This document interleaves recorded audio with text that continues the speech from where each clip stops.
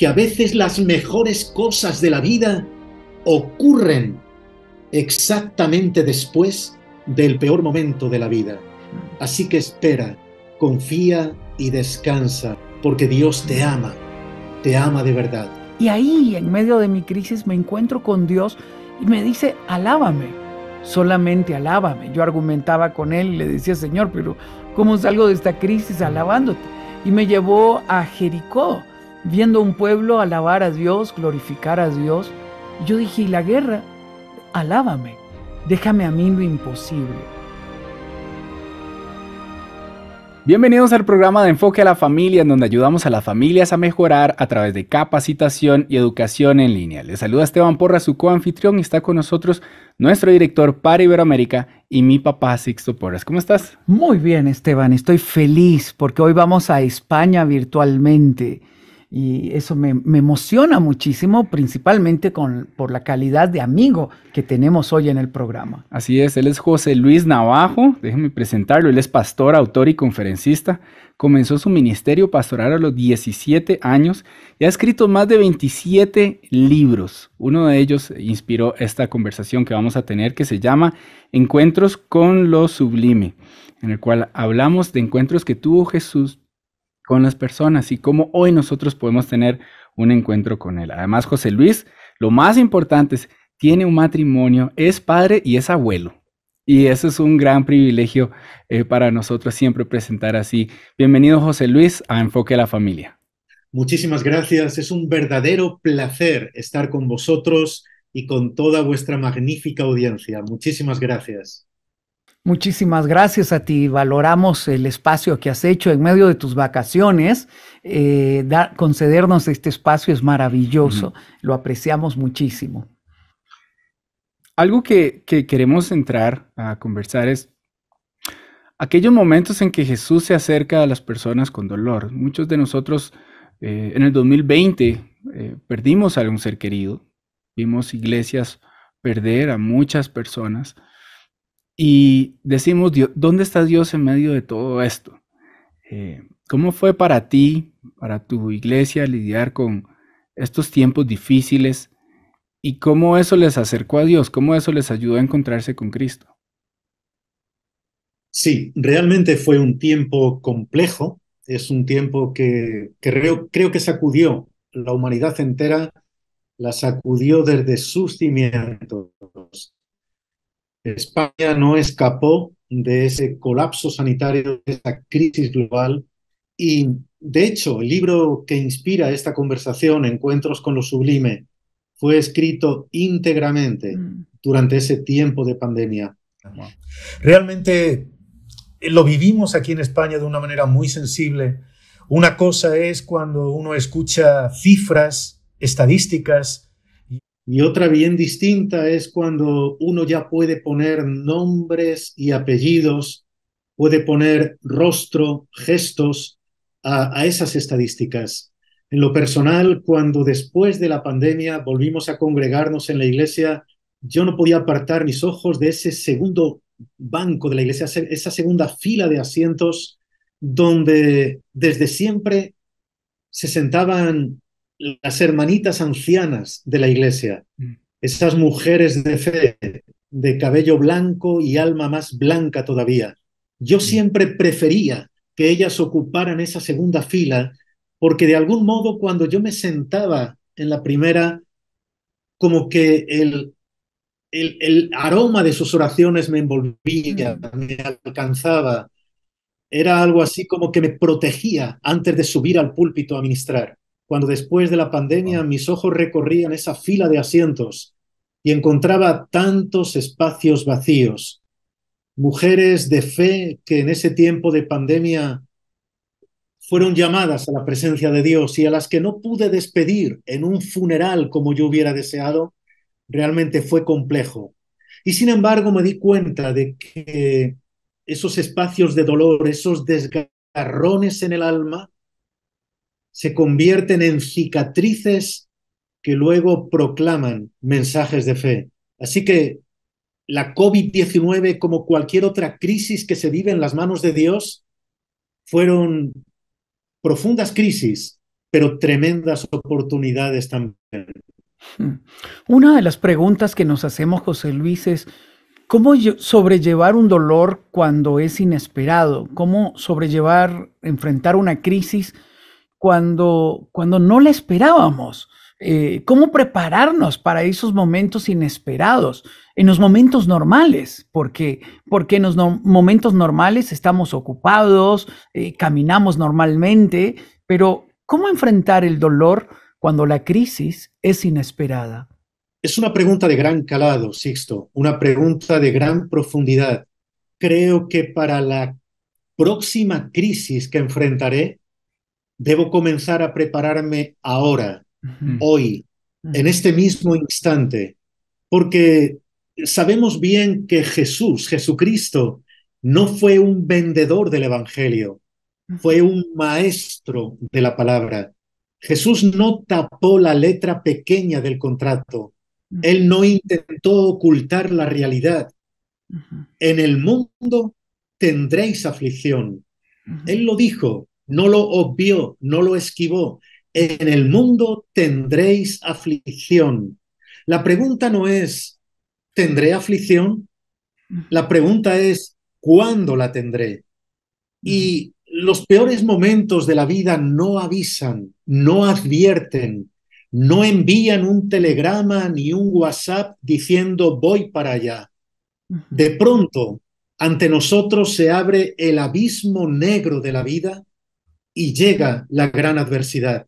Por eso es que debemos recordar que el mensaje de Jesús no concluyó con en el mundo tendréis aflicción, sino que a continuación dijo, pero confiad, confiad, yo he vencido al mundo.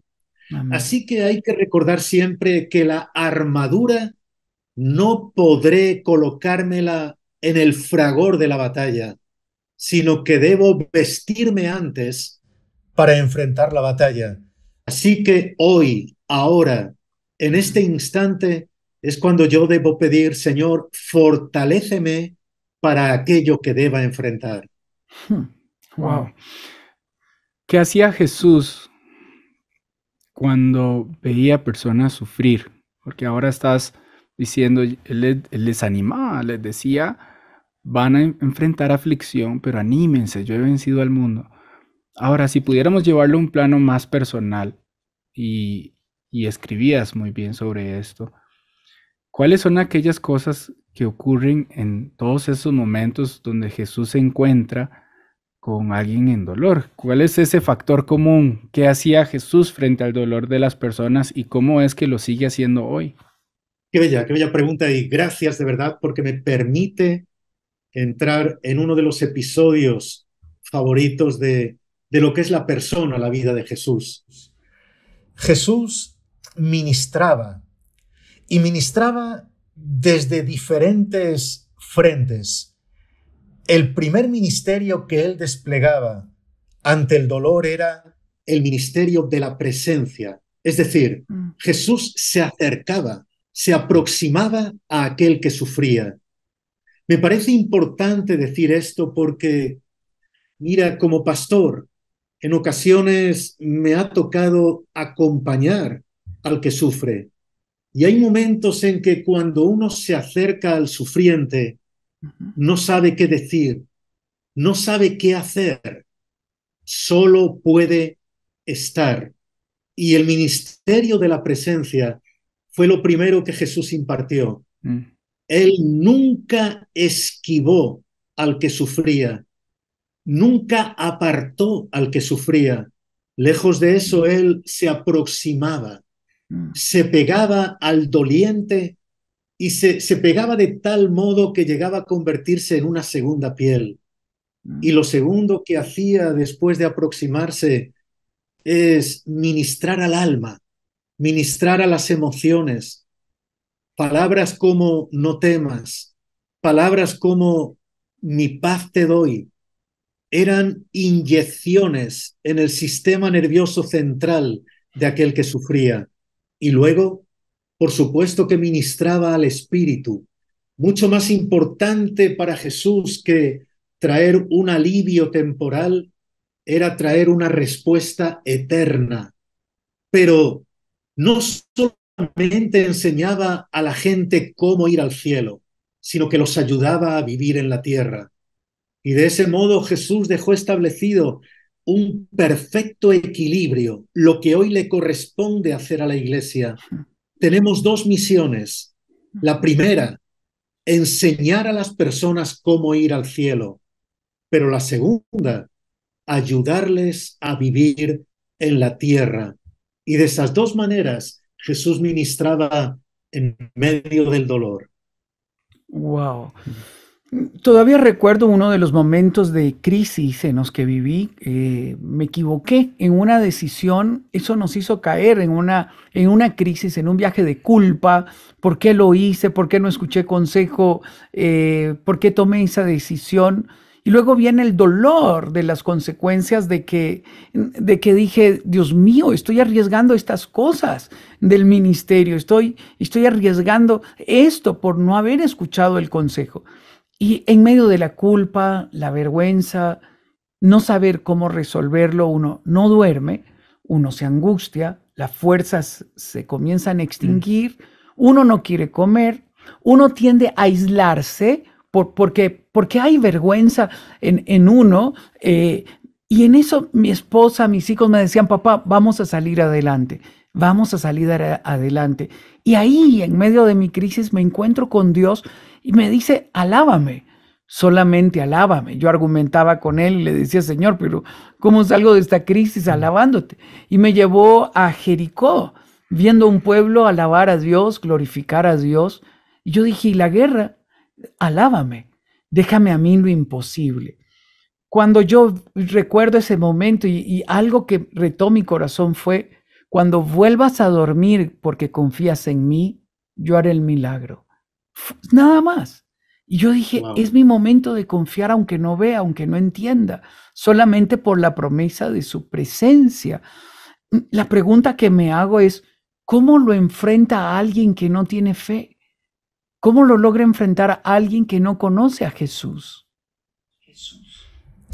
Qué tremendo. Gracias, Sixto, por ese testimonio personal tan íntimo. Gracias por mostrar tu vulnerabilidad. Y qué pregunta tan fuerte has hecho, porque te voy a confesar, no tengo una respuesta plenamente satisfactoria para esa pregunta. ¿Cómo puede alguien enfrentar la culpa, el remordimiento lejos de Jesús? No cabe la menor duda de que la culpa es la emoción más tóxica, más dañina. Alguien me dijo que las dos R's, rencor y remordimiento, son un auténtico cáncer que nos desgasta, que nos corroe, que nos mata. Y las dos R's, rencor y remordimiento, solo pueden solventarse con las dos P's, perdonar y perdonarme. El rencor surge por algo que me hicieron. El remordimiento surge por algo malo que yo hice. La única clave es perdonar al ofensor y perdonarme a mí por la ofensa, porque es muy probable que si yo me anclo en los errores del ayer, esté intoxicando mi hoy, esté matando mi mañana. Por eso hay que enterrar a los cadáveres, hay que enterrar a los muertos del ayer. Y la única forma que yo conozco es acudir al regazo de Jesús. En el abrazo de Jesús, yo descubro el auténtico amor, el amor que me hace perdonar y el amor que me hace, aún más importante, perdonarme a mí. Y al calor de ese amor nace la paz perfecta y la paz profunda. Por eso sospecho que lejos de Jesús es terriblemente difícil sortear esas dos R's, el rencor y el remordimiento. Dios nos ayude a encontrar el camino al corazón de Jesús. Oh. ¿Cómo alguien puede tener un encuentro con Jesús? Tal vez yo recuerdo muchos momentos de mi vida donde tenía un encuentro con Jesús, muchas veces en un campamento, a veces cuando viajaba con mi papá y lo escuchaba predicar la palabra, en momentos de dolor. Tuve a familiares y amigos que me guiaron y me recordaron que yo podía encontrarme con Jesús ahí en ese momento de dolor, en ese momento de tibieza espiritual, en diferentes momentos. Pero alguien que no sabe de qué estamos hablando, qué significa tener un encuentro con Jesús y cómo podría tenerlo, ¿cómo lo explicarías en términos muy simples y sencillos? ¿Y cómo tú lo has vivido en tu propia vida? Esteban, tus palabras me han hecho trasladarme por un instante a un momento clave en mi vida. Yo fui niño de escuela bíblica de domingo. Mm. Con 8 años, tal vez 8 y medio, 9 años, acudía a la iglesia con mis pantaloncitos cortos y mis medias hasta la rodilla. Allí a los niños se nos introducía en una pequeñísima habitación. Una habitación que, fijaos, a día de hoy todavía recuerdo como habitación con vistas al cielo. Era un mínimo reducto donde 7, a veces 10 niños éramos instruidos en la palabra. No se nos entretenía, se nos ministraba. Y yo recuerdo que un domingo salí de aquella habitación y regresando a casa, yo decía, ¿qué me ocurrió hoy ahí adentro? ¿Por qué tuve ganas de reír y a la vez ganas de llorar?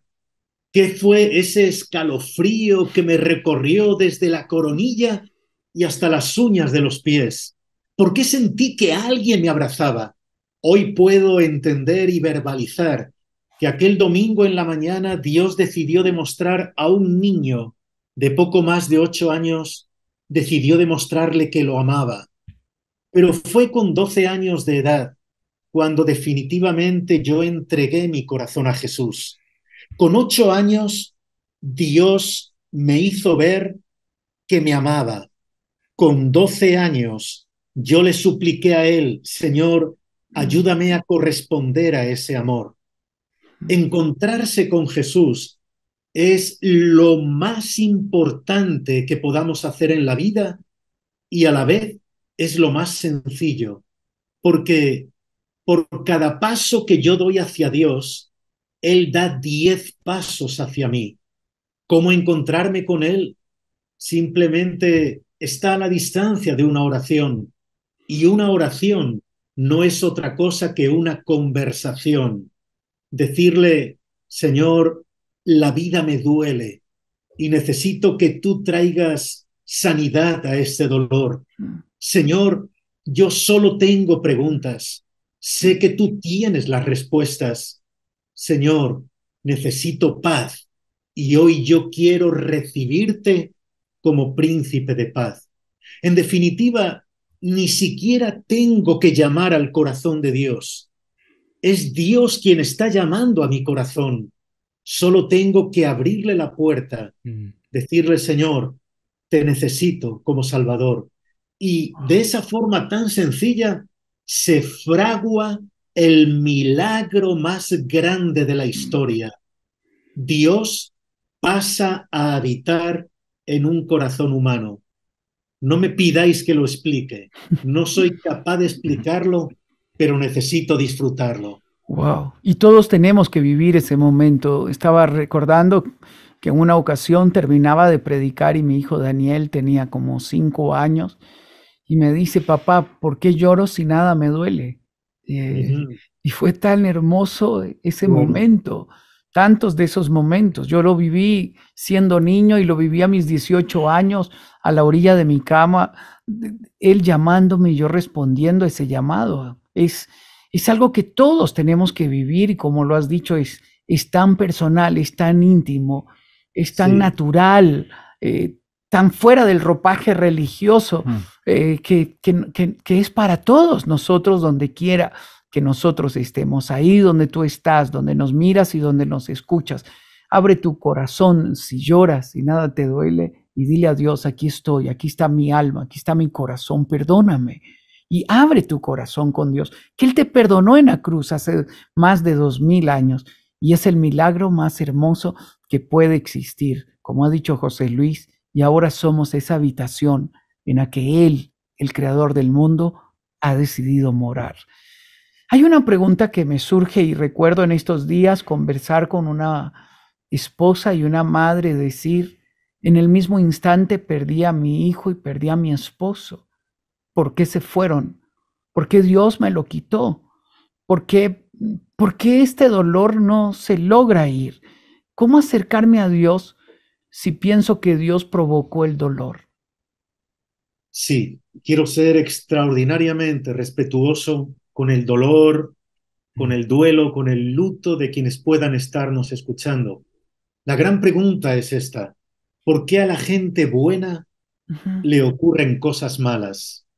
Y ujú, mira, de nuevo creo que esta es una de las preguntas que nos tocará esperar para tener una perfecta respuesta. No tengo una respuesta perfecta, pero tengo una certeza irrebatible. Y esa certeza es que con Dios jamás una desgracia será la última noticia. ujú, Hay frutas que solo maduran bajo la luz de la luna. Por eso a veces Dios permite que todas las luces se apaguen a nuestro alrededor. ujú, Alguien dijo, hay noches en las que todo son preguntas, pero ujú, amanece el día en que llegan las respuestas. Por ujú, eso, a quien en este momento se está debatiendo en la noche de la pregunta, yo le diría, espera, aguarda, descansa, porque cada una de tus preguntas encontrará una respuesta. Y amén. mira, 47 años caminando con Jesús no me autorizan a demasiadas cosas, pero sí han depositado en mi corazón algunas verdades innegociables.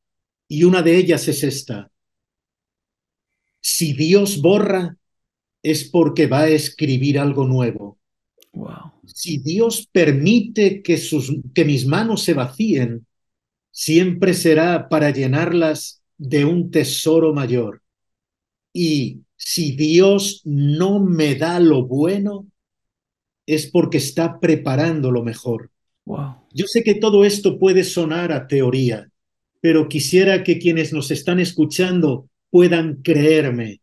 No os hablo desde la ciencia, sino desde mi propia experiencia. Sé lo que es esperar a que amanezca. Sé lo que es levantar los ojos al cielo en medio de la noche. Y sé también lo que es descubrir que la noche no era la enemiga, era el útero donde se estaba gestando un nuevo amanecer. Wow. Amén. Con esta metáfora quiero decirte que a veces la gracia viene envuelta en desgracia, que a veces las mejores cosas de la vida ocurren exactamente después del peor momento de la vida. Así que espera, confía y descansa, porque Dios Amén. te ama de verdad. Mm, Gracias por estas palabras de ánimo, mm, son muy significativas y yo creo que todos nosotros, aquellos que tal vez no estamos pasando por un tiempo de crisis, podemos asumir ese papel de acercarnos al dolido.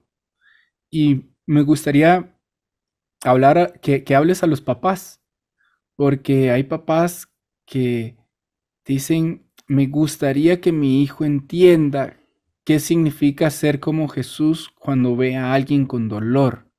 ¿Cómo un padre puede enseñarle a ujú. sus hijos a ser un buen samaritano cuando ve a alguien apaleado, dolido por la vida? ¿Cómo podemos hacerlo los que somos papás? Albert Einstein no solamente fue un tremendo físico y científico, fue también un gran educador. Y fue él quien dijo, el ejemplo no es el mejor método para educar, es el único. Debemos entender que nuestros hijos, el primer evangelio que van a leer va a ser el de nuestras vidas, el de sus padres, el de sus madres, el de sus abuelos y abuelas. Ellos van a proyectar la imagen de su papá en el Dios Padre. Por eso a un muchacho que sufrió la paternidad de un padre ausente o intolerante o impositivo, le cuesta tanto trabajo concebir la imagen de Dios como padre. Quiero decir que como padres debemos recordar, nuestros hijos no nos van a obedecer por el tono o el volumen de voz que empleemos al hablar, sino por la coherencia entre nuestros actos y nuestras palabras. Debemos recordar que la mejor manera de generar hijos solidarios, hijos con un espíritu humanitario, cercano, la mejor manera de generar hijos así es que nosotros lo seamos. Recordemos siempre, las palabras son cera, los hechos son acero. Y recordemos siempre que nuestros hijos e hijas, nuestros nietos y nietas nos gritan cada día, aunque no los oigamos, nos gritan cada día, papá, mamá. Es más fácil seguir huellas que obedecer órdenes. Ellos van a pisar sobre nuestras huellas. Ellos nos gritan, papá, lo que eres no me deja escuchar lo que dices, porque tus hechos hablan más alto que tus palabras. Así que la manera de generar buenos samaritanos es que yo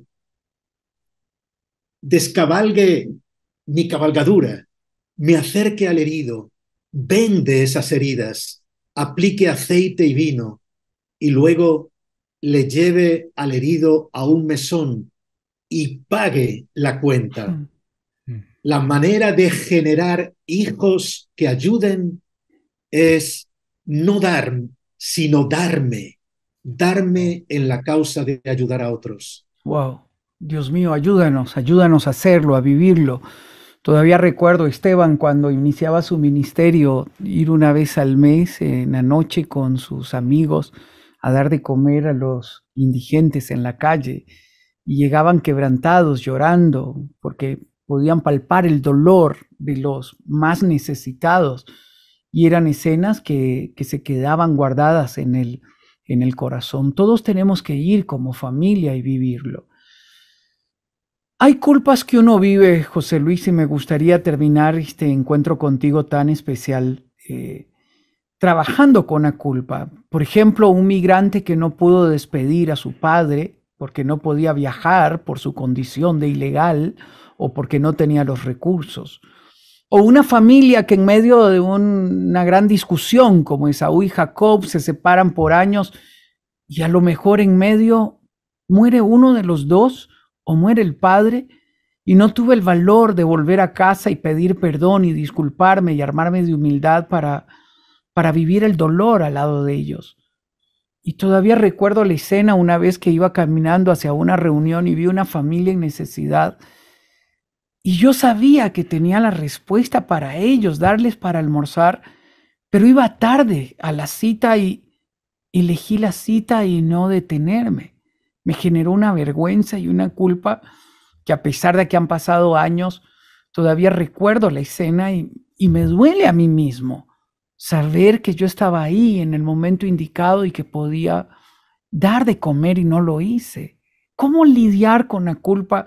Principalmente cuando siento la vergüenza de no poder estar al lado del que sufre y es mi familia.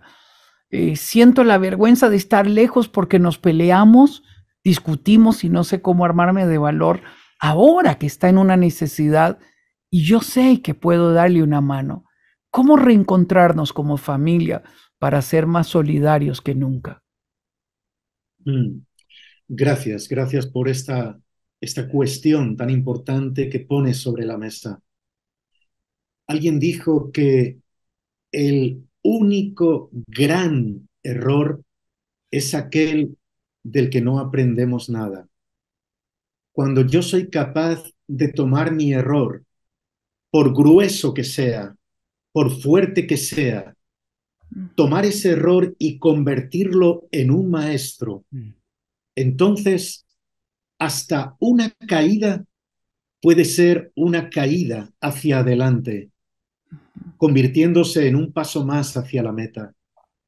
Hay que entender una cosa, y es que no podemos cambiar los errores que el tiempo ha convertido en piedra. No podemos determinadas cuestiones de nuestro pasado, no podemos alterarlas. Y lo peor que podemos hacer es tomar la silla, sentarnos sobre esas cenizas del error y visualizar esa parte de mi vida constantemente. Sacar 1000 fotocopias del error cometido es otro error de mayor calibre. ¿Cómo lidiar con eso? Primero, acudiendo al corazón de Jesús, convirtiendo el corazón de Dios en almohada, recostar mi cabeza con mis pensamientos fúnebres, tétricos, dolorosos, pasar la noche en el corazón de Jesús. Eso me reconcilia no solo con mi futuro, con mi eternidad, sino que también me reconcilia con mi pasado. Lo más glorioso de Dios es que no solamente resuelve lo más importante, que es mi futuro, sino que también me ayuda a resolver mi pasado, a reconciliarme con mi pasado. Una cosa que no quiero dejar pasar por alto: si hay algo de tus errores del pasado que puedes remediar, hazlo ahora. No esperes a mañana.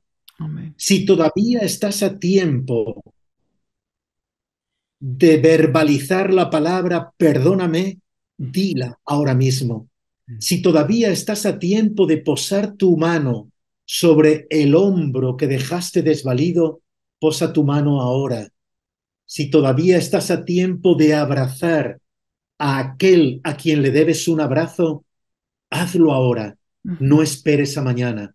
Amén. Pero si ya pasó ese tren, si ya solo quedan ruinas, quiero recordarte algo.